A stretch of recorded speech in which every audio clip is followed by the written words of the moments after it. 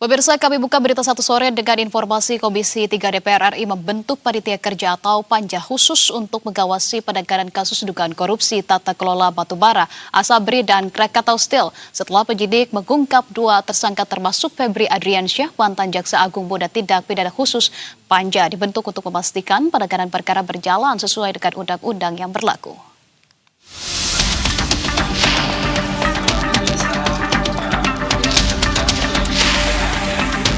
Penanganan kasus dugaan korupsi tata kelola batubara, Asabri, dan Krakatau Steel memasuki babak baru dengan penetapan Febri Adriansyah sebagai tersangka. Hal itu diungkap Irjen Pol Toto Suharyanto, Kepala Korps Pemberantasan Tindak Pidana Korupsi Polri, dalam konferensi pers bersama DPR dan Jampitsus Sabtu 11 Juli.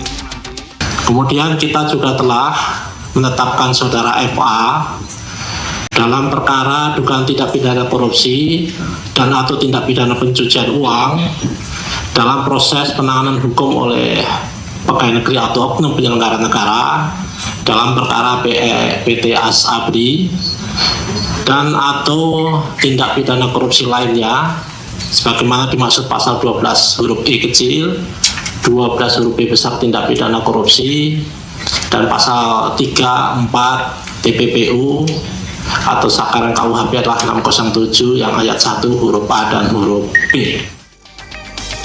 Febri merupakan tersangka baru dalam mega korupsi yang sedang diusut Polri pada 3 perkara. Sebelumnya, Polri telah menetapkan tersangka lain bernama Don Rito alias DR dari pihak swasta dan telah ditahan sejak 10 Juli di rumah tahanan Polda Metro Jaya. Menanggapi perkembangan ini, Komisi 3 DPR RI membentuk panitia kerja atau panja khusus yang disetujui oleh seluruh fraksi dan diketuai Habibur Rahman, Ketua Komisi 3 DPR RI.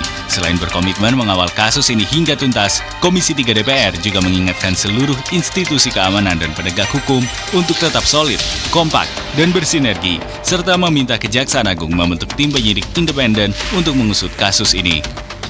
Komisi 3 DPR RI juga meminta Kejaksaan Agung agar membentuk tim penyidik independen untuk mengusut kasus yang diduga melibatkan saudara FA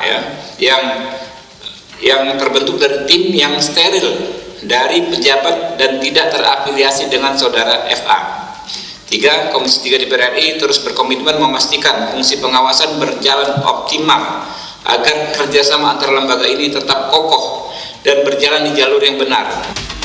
Komisi 3 menegaskan akan memantau langsung proses pembentukan dan jalannya tim independen itu melalui fungsi pengawasan kedewanan. Komisi 3 DPR RI juga berharap kepastian hukum yang berkeadilan dapat segera diwujudkan tanpa adanya drama konflik antar aparat.